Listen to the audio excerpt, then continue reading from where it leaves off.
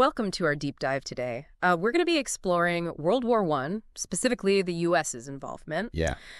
We've got excerpts from a historical text all about it. I think you'll find it really fascinating. You know, it's not going to just be battles and dates and all that kind of stuff. Yeah. We're really looking for those aha moments. Right. You know, those things that reveal just how complex and frankly surprising America's path to war really was. Absolutely. It's a period that's often oversimplified, I think, Yeah. in a popular imagination. Yeah.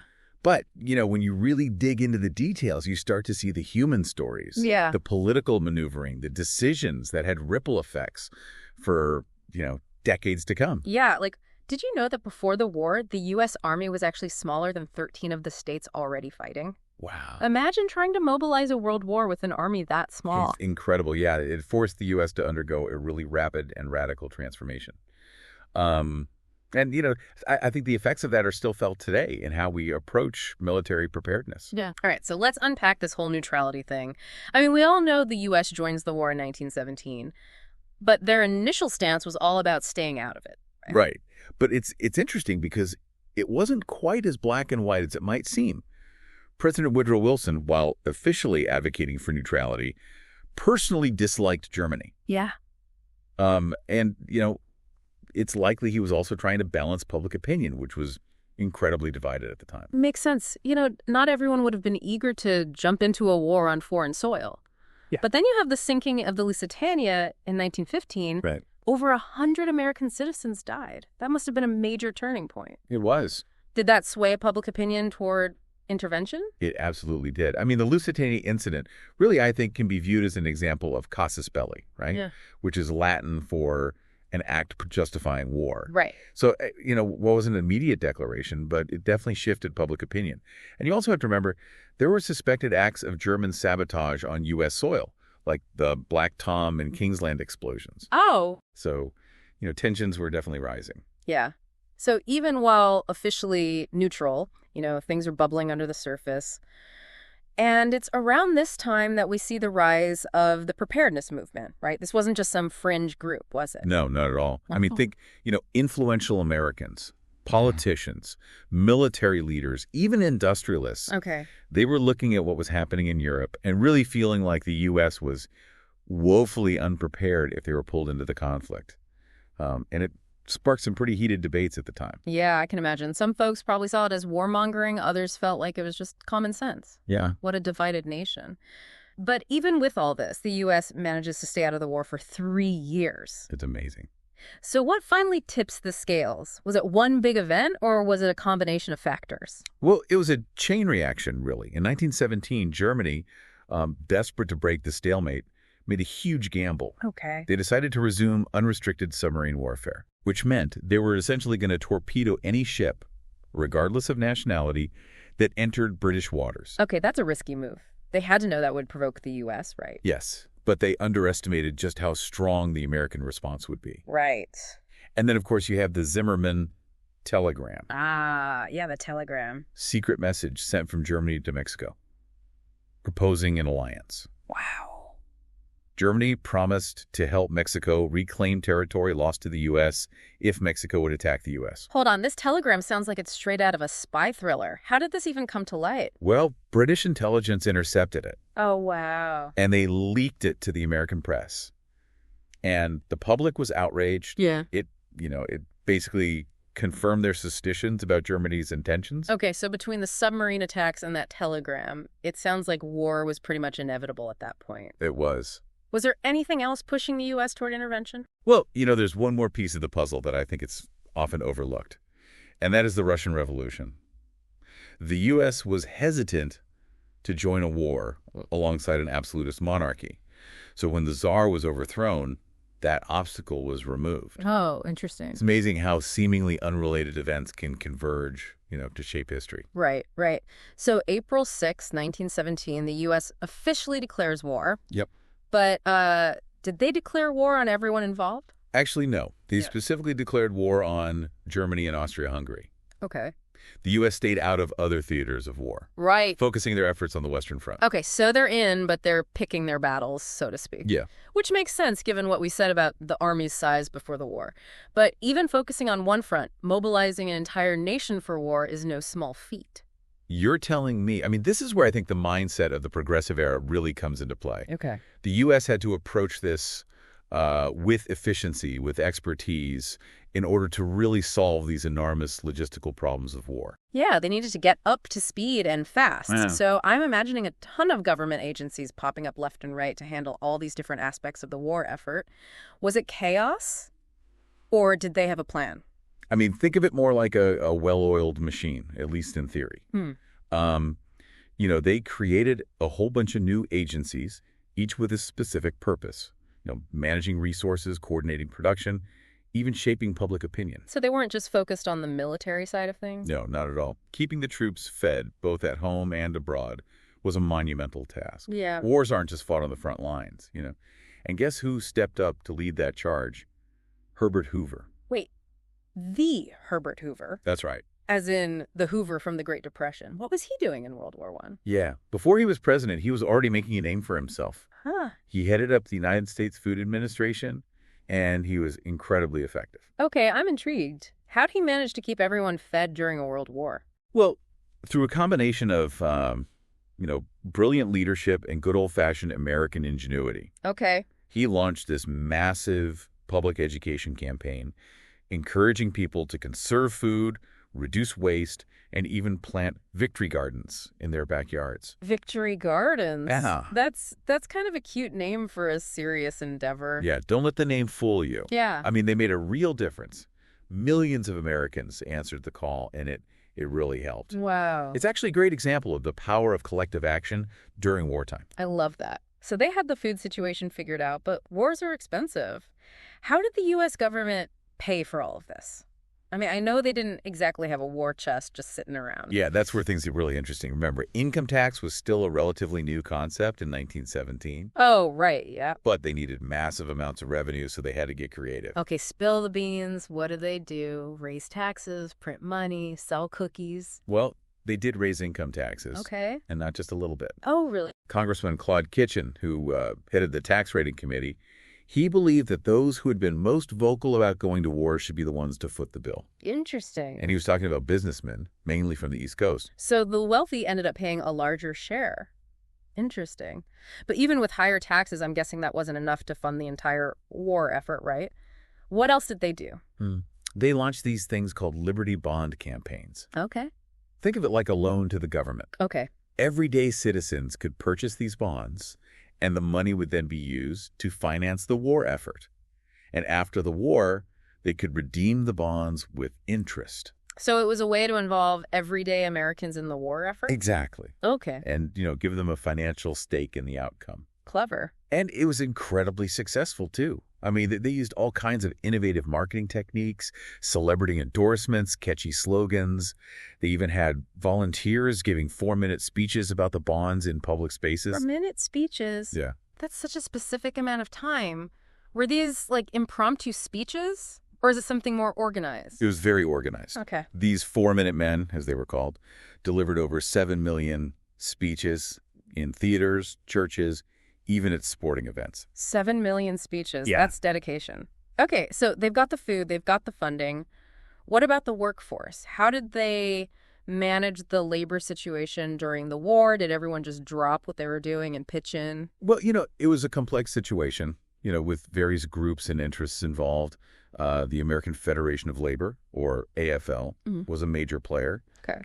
They were strong supporters of the war effort, and they used their influence to secure better working conditions for their members. So it wasn't all doom and gloom on the home front. No. Were there any groups who opposed the war effort? Oh, yeah. I mean, the industrial workers of the world, or IWW, they were strongly opposed. Okay. They saw the war as a, capitalist scheme, and they continued to advocate for workers' rights, even if it meant, going against the tide. Interesting. So even in times of national unity, you still have those who dissent. It's a good reminder that history is never simple. There's always multiple perspectives, competing interests at play. And speaking of competing interests, Let's talk about one of the more controversial aspects of the war effort, propaganda. Oh yeah, the art of persuasion. Right. Propaganda played a huge role in shaping public opinion during World War I. So did they use, like, posters and things like that? No, they used everything. Posters, films, newsreels, even those 4-minute men we discussed earlier. Wow. The U.S. even went so far as to create an entire agency dedicated to propaganda. Wait, a whole government agency dedicated to propaganda? Yeah. Tell me more about that. What were they called? What exactly did they do? It was called the Committee on Public Information, or CPI. And it was headed by a journalist named George Creel. He had a real talent for persuasion. And their goal was, to stir up patriotic fervor and, let's be honest, demonize the enemy. That's fascinating and a little unsettling, too. I mean, were there any concerns about freedom of speech during this time? Absolutely. The Espionage Act of 1917 and the Sedition Act of 1918 effectively made it illegal to criticize the war effort or the government. Oh, wow. Yeah. That's intense. What would happen to people who spoke out against the war? Fines, imprisonment, and even deportation. It's a dark chapter in American history. Right. And a reminder, I think, of how easily civil liberties can be eroded during times of war. Yeah, it makes you think about the trade-offs people are willing to make in the name of national security. It's a complex issue, for sure. But let's shift gears for a moment and talk about the actual fighting force. We know the U.S. had to draft millions of men to build up its army. But who exactly served in World War I? Was it a diverse group? Or were certain demographics excluded? Well, the Selective Service Act of 1917 required all men between 21 and 30 to register for the draft. Okay. And over 4 million men ended up being drafted. Wow. And, it was actually quite a diverse group. It really reflected the melting pot of American society at the time. So it wasn't just white men on the front lines? Not at all. Yeah. African Americans served in significant numbers. Okay. Of course, they still faced discrimination and segregation within the military. Right. And were often relegated to labor battalions. Right. But some units, like the famed Harlem Hellfighters, they saw combat and distinguished themselves with incredible bravery. It's a sad reality that even during a world war, racial prejudice persisted. But it's also incredibly inspiring to hear about the courage and resilience of those who fought for their country despite facing such injustice. Absolutely. And let's not forget about the contributions of women. Oh, right. They, might not have been on the front lines, but they served in all kinds of vital support roles. Right, yeah. As nurses, telephone operators, and countless other positions. We were talking about those hello girls earlier, the telephone operators who served in the Signal Corps. Yeah. They were real pioneers. They were. I mean, the war opened up new opportunities for women, and their contributions would really lay the groundwork for, future advancements in gender equality. Okay, so the U.S. has mobilized its manpower and resources, and they're ready to fight. Let's talk about the impact of American troops on the battlefield. They arrived in Europe in 1918. I'm guessing the Allies were pretty happy to see them. Oh, they were more than happy. The Allied armies had been fighting for years, and they were exhausted. Yeah. So the arrival of fresh American troops was a huge morale boost. So did the U.S. involvement actually turn the tide of the war? Or was it more complicated than that? It definitely played a significant role. The influx of American troops combined with Germany's dwindling resources really shifted the strategic balance in favor of the Allies. And American forces participated in some key battles, although, according to our sources, their tactics weren't always the most effective. Oh, really? What do you mean by that? Well, the American commander, General Pershing, was determined to maintain the independence of the American Expeditionary Force. So they didn't always coordinate their efforts as effectively as they could have, with the Allied forces. Interesting. So it wasn't just a simple matter of showing up with fresh troops and winning the day. No. There were still challenges and maybe even some strategic blunders. Absolutely. War is complex. And there are always unexpected challenges. Right. And yes, sometimes blunders. But despite those challenges, I think it's fair to say that the American presence on the battlefield undeniably contributed to the eventual Allied victory in November of 1918. A victory that came at a high cost, I imagine. Sadly, yes. Over 116,000 American servicemen lost their lives in World War I. Wow. A devastating loss for the nation. And the scars of that war would linger for decades to come. Yeah. It's a reminder that victory is always bittersweet, paid for with the lives of those who fought and died. And speaking of the aftermath, what happened to the U.S. once the fighting stopped? I imagine it wasn't just a smooth transition back to peacetime. Oh, you are right about that. It was not smooth at all. I mean, the government abruptly ended wartime contracts, demobilized the troops, and sent them home with, little to no support. Wait, no support. What about, like, benefits for veterans? Yeah. Didn't they do anything to help those who serve? Oh, that's a whole other story, Huh. and one we'll definitely be discussing in the next part of our deep dive. Okay. But, yeah, the lack of support for returning veterans became a major political issue and, led to the formation of veterans groups like the American Legion. So even after the war ended, there were still battles to be fought. But this time on the home front, it sounds like the U.S. had a lot to grapple with in the years after World War I. Absolutely. The war had fundamentally changed the United States, and they had to figure out how to, reintegrate millions of veterans, rebuild the economy, and really find their place in a world forever altered by the conflict. Okay, I'm on the edge of my seat. We've covered so much ground already, from the home front to the battlefields of Europe to the political and social upheavals that followed the war. What else is there to explore? Well, we've only scratched the surface. In the next part of our deep dive, we'll delve into the interwar period. We'll examine how the lessons learned or perhaps not learned from World War I really shaped the nation's response to, the rise of fascism, the outbreak of World War II, and even, the emergence of the Cold War. Wow, it sounds like we've got a lot more history to unpack. I can't wait to continue our journey. Join us next time for part 2 of our World War I deep dive.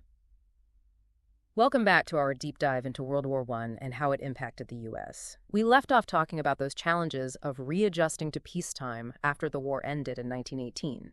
Millions of soldiers were suddenly sent home, but what happened to them next? How did they reintegrate back into civilian life? Well, imagine this. You're one of these millions of young men, many of whom had never even left their hometowns before. You've just returned from the trenches of Europe, having witnessed unimaginable horrors. Yeah. Experienced the camaraderie of combat, and now you're expected to seamlessly reintegrate back into civilian life. Yeah, talk about culture shock. It must have been incredibly difficult to just transition back to everyday life after experiencing the intensity of war. It was. And to make matters worse, there was no real system in place to support them. No GI Bill, no counseling services, no job training programs. They were essentially left to fend for themselves. That's heartbreaking. I can only imagine the struggles these veterans faced, trying to readjust to a world that just seemed to have moved on without them. No wonder there was so much social unrest in the years following the war. Exactly. And, the source material really highlights this turbulent period. Unemployment soared as wartime industries shut down. There were labor strikes across the country. Racial tensions boiled over into violence. It was a very difficult time for the nation. You mentioned racial tensions. Was there, a specific event or series of events that stand out in this period? One particularly dark chapter was what's known as the Red Summer of 1919. The Red Summer. That sounds ominous. What happened? It was a horrific period of racial violence, race riots erupting in cities all over the country. African-American veterans, emboldened by their wartime service, determined to secure their civil rights, they often found themselves at the forefront of these conflicts. It's a tragic irony, that those who fought for democracy abroad often face discrimination and violence at home. It just highlights the unfinished work of achieving equality for all citizens. It does. It's a stark reminder, I think, that the fight for equality is an ongoing struggle, even in a nation that claims to be founded on those very principles. Definitely something to reflect on. But let's shift gears a bit and talk about the political landscape after the war.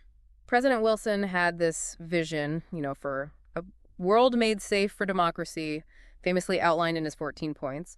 Was this a pipe dream?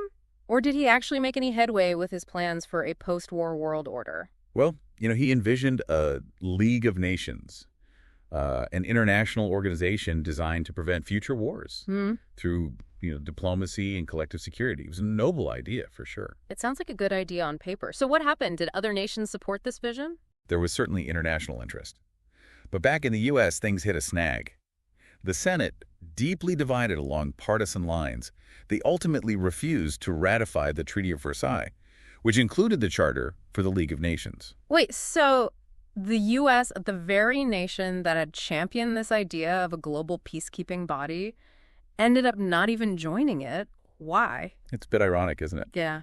The Senate, led by isolationist Republicans, they feared that joining the League would entangle the U.S. in foreign conflicts, compromise its sovereignty. So they went back to that America First approach. It seems like history often repeats itself, doesn't it? It does. We see the swing between internationalism and isolationism throughout American history. Yeah, it's a recurring theme for sure. And in this case, it really had a significant impact on the future of the League of Nations. Without the U.S. as a member, it ultimately proved ineffective in preventing World War II. Yeah, it makes you wonder if things might have turned out differently, had the U.S. taken a more active role in shaping the post-war world order. It's a complex question with no easy answers, but it's certainly food for thought. And it highlights, I think, the importance of understanding history, not just for the sake of knowledge, but for the lessons it can teach us about, the choices we face today. Well said. Okay, so the U.S. retreated from the world stage, but what about the domestic impact of the war? How did World War I change American society in the long run?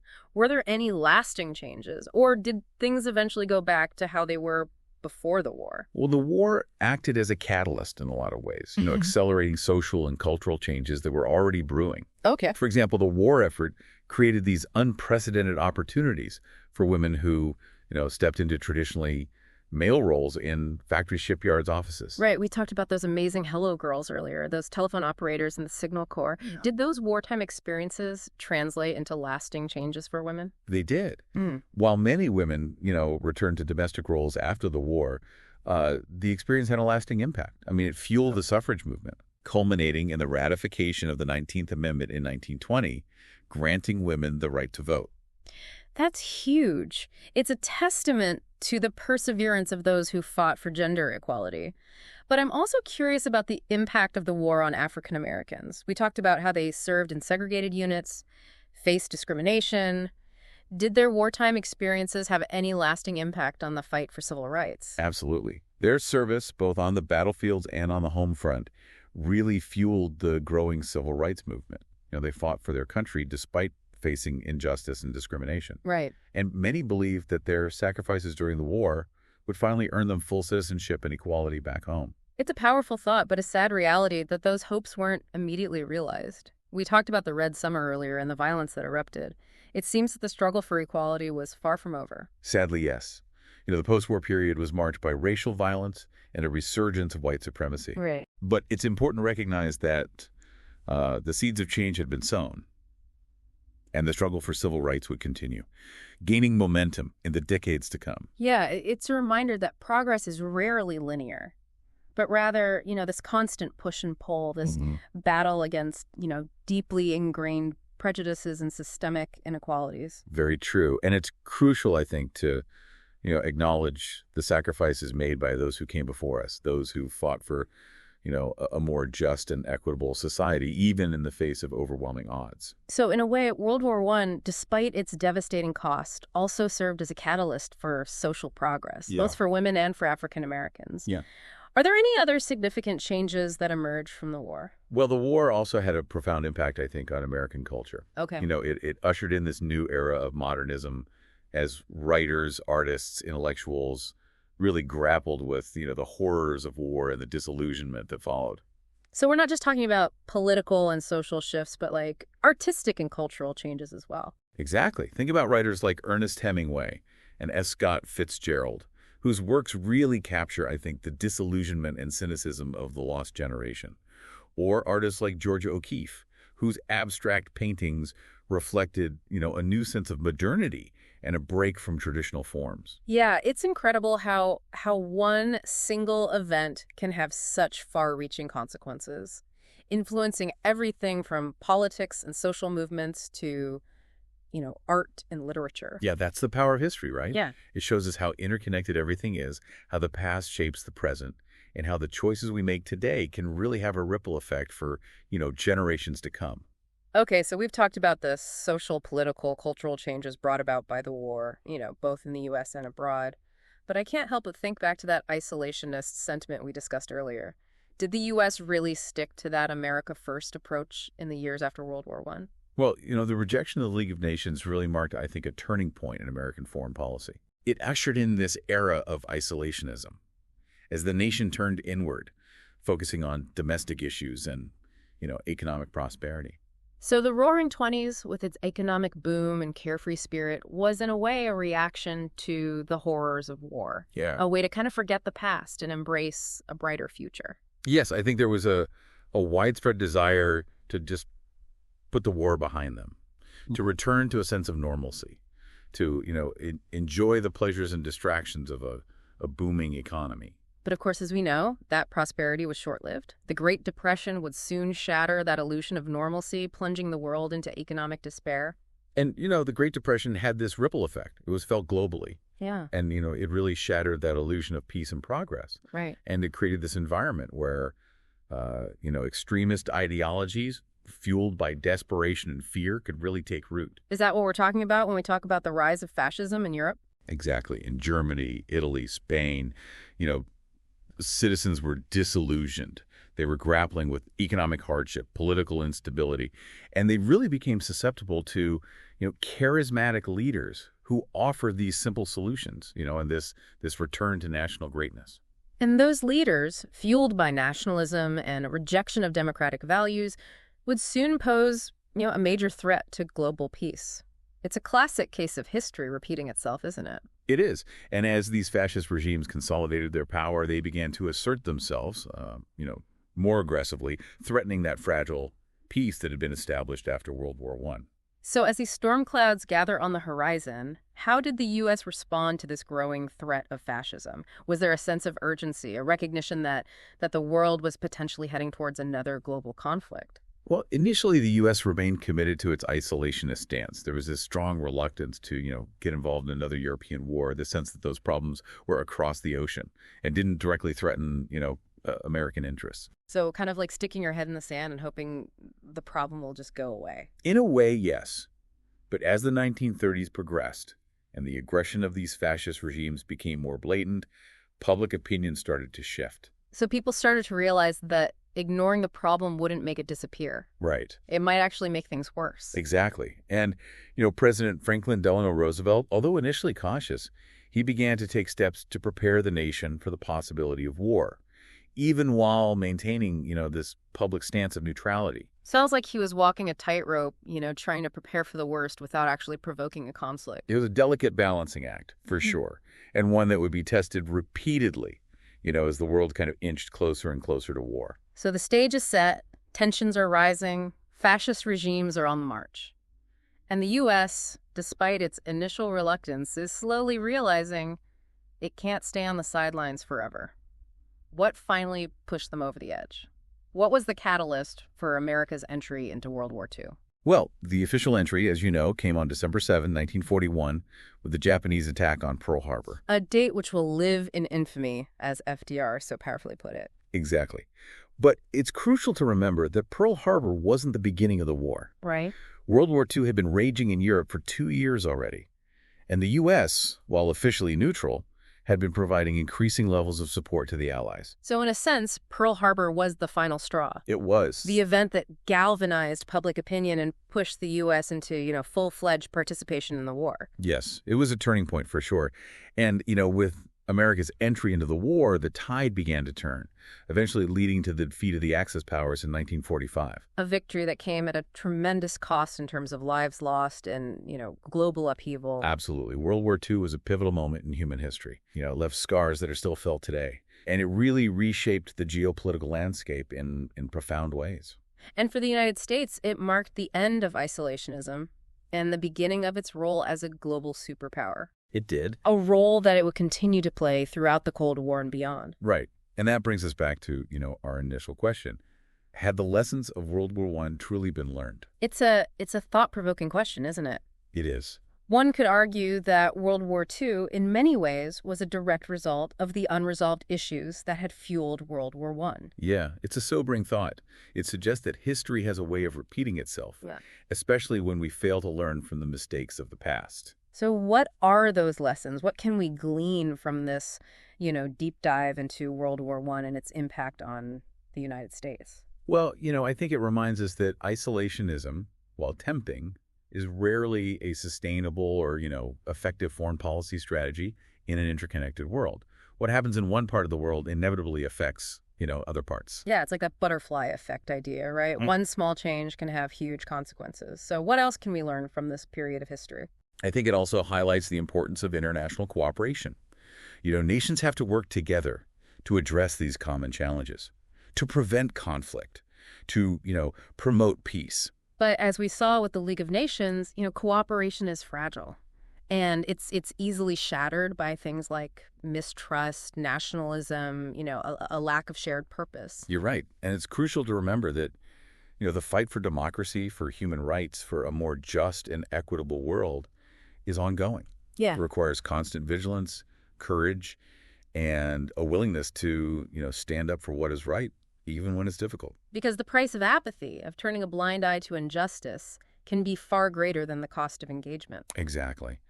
And as we navigate the complexities of the 21st century with its own set of, challenges and threats, it's more important than ever, I think, to learn from the past. Right. To heed the warnings of history and to work together to build, a more peaceful and prosperous future. Well said. This deep dive has been quite a journey, hasn't it? It has. It's amazing to see the interconnectedness of events and the enduring power of history to shape our present and future. And as we move on to the final part of our exploration, I want to leave you with this thought. Okay, lay it on me. What's the final thought-provoking question you've got for our listeners? Well, we've talked a lot about the sacrifices made during both world wars and that desire for, a world without these horrific conflicts. So here's the question.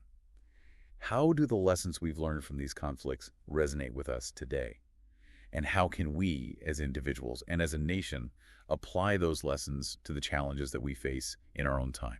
That's a question worth pondering. It's not just about understanding the past, but about using that knowledge to shape a better future. Exactly. And I encourage you to, think about it. Maybe read more about this era.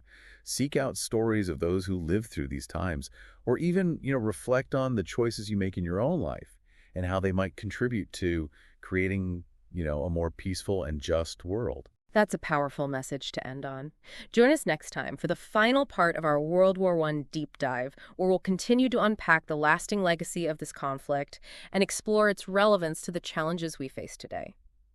Welcome back to the final part of our deep dive into World War I and how it shaped the course of American history. We've talked about the road to war, the impact on the home front, and the aftermath of the conflict.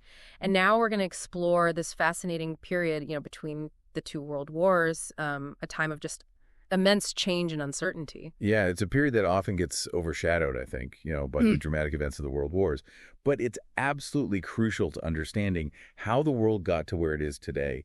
The choices that were made during this time, the lessons learned or not learned, really had profound consequences, for the future. Right. We left off discussing the rise of fascism in Europe, and we talked about those disillusioned citizens, looking for simple solutions, strong leaders. It's a pattern that, unfortunately, we've seen throughout history. So as these fascist regimes gained power and started throwing their weight around, how did the U.S. react? Did they finally abandon their isolationist stance, or were they still clinging to that idea of staying out of European affairs? Well, remember the Senate's rejection of the League of Nations. Right, yeah. That really set the tone for American foreign policy in the 1920s and early 1930s. They wanted to focus on domestic issues, rebuild the economy, avoid getting entangled in another European conflict. So they doubled down on isolationism, America first, before America first was a thing. It seems, I don't know, a little short-sighted knowing what we know now. It does seem that way in retrospect, but you have to remember the context. The U.S. had just come out of a devastating war. People were tired of conflict. They wanted peace and stability. Right, the Roaring '20s, with its economic boom and its, cultural dynamism. It must have felt like a breath of fresh air after those horrors of war. It did. But as we know, prosperity was built on, shaky ground. And when the stock market crashed in 1929, it sent these shockwaves through the global economy, ushering in the Great Depression. And that economic crisis, with its mass unemployment and widespread suffering, just created this ideal breeding ground for those extremist ideologies that we talked about earlier. Fascism thrived in times of despair and uncertainty. Exactly. People were desperate for solutions. They were looking for someone to blame, someone to lead them out of the darkness. And unfortunately, in many cases, those someones turned out to be, dictators with dangerous agendas. It's a cautionary tale, isn't it, about the fragility of democracy and the importance of vigilance. But even as fascism was, on the rise in Europe, the U.S. was initially reluctant to get involved. Why? Was it purely isolationism, or were there other factors at play? Well, isolationism was certainly a powerful force at the time. There was this, strong sentiment that the U.S. had done its part in the Great War, sacrificed enough and should avoid getting dragged into another European conflict. But there were also practical considerations. The U.S. was still grappling with the effects of the Great Depression. It was a time of economic hardship, internal turmoil. So they were dealing with their own problems and didn't really want to get involved in someone else's war. I mean, understandable, but also a bit risky, right? Definitely. Because while the U.S. was trying to, stay out of it, things were escalating rapidly in Europe.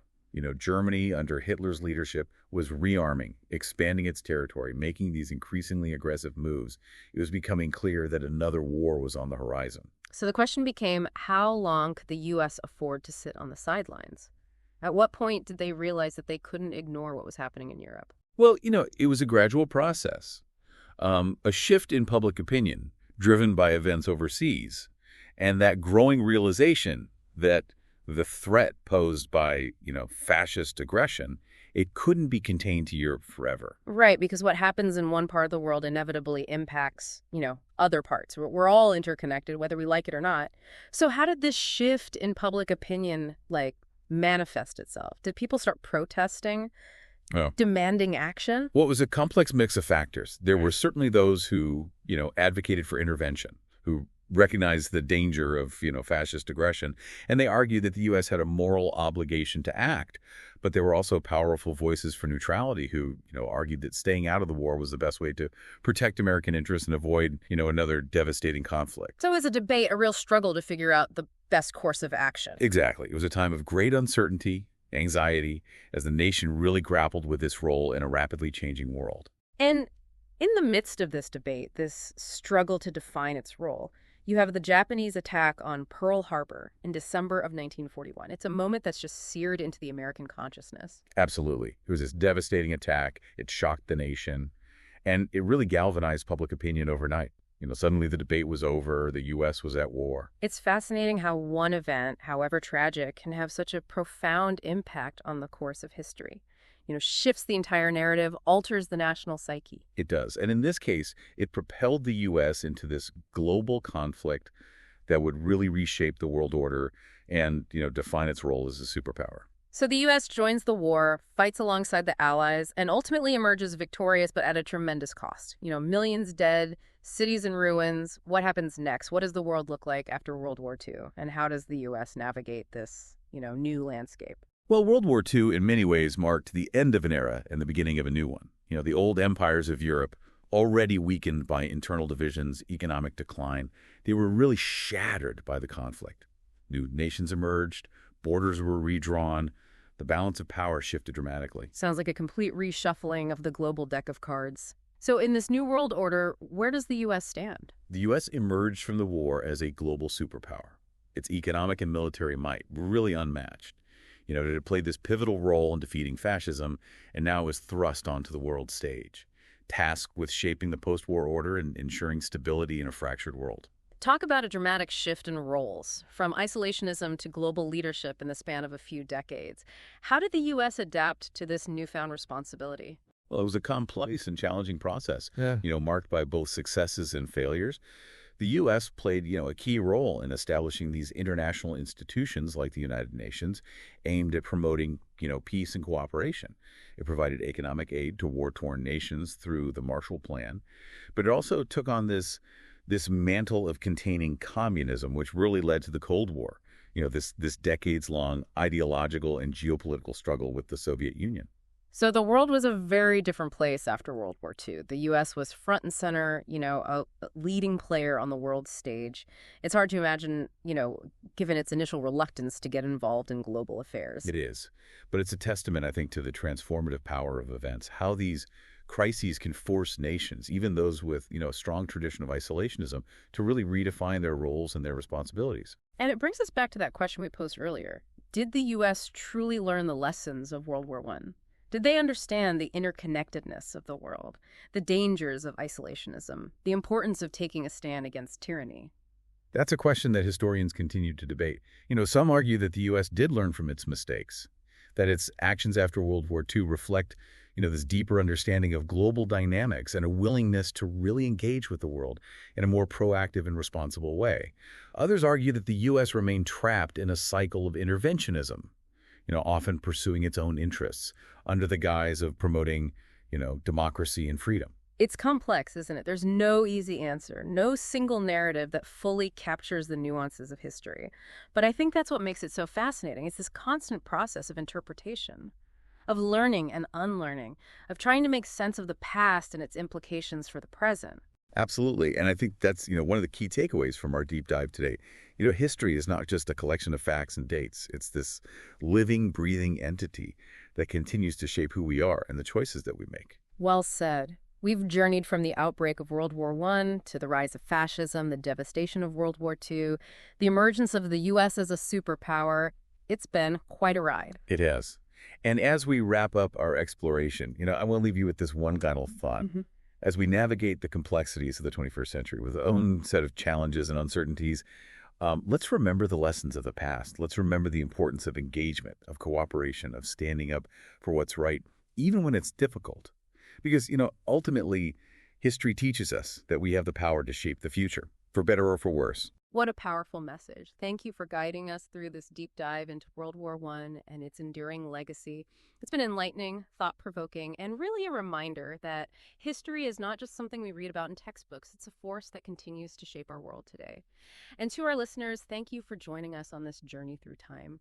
We encourage you to continue exploring, questioning, and learning from the past because, as we've discovered today, the echoes of history, they resonate in the present, and understanding those echoes can help us navigate the future, with greater wisdom and compassion. Until next time, keep diving deep.